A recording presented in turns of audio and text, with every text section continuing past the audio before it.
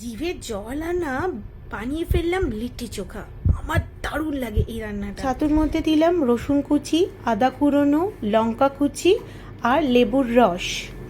তারপরে হাতে ক্রাশ করে দিয়ে দিলাম জোয়ান, কালো জিরে, গোটা জিরে, বিট নুন, আচারের তেল, সর্ষের তেল, পেঁয়াজ কুচি, ধনেপাতা কুচোনো দিয়ে ভালো করে মেখে নেব।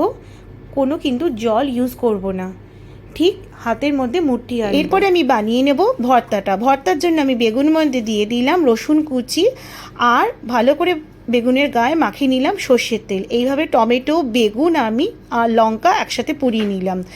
এর মধ্যে আমি বানিয়ে নেব আটাটা। আটার মধ্যে আমি দিলাম নুন আর ঘি দিয়ে ভালো করে ময়ন দিয়ে মেখে রেখে দিলাম।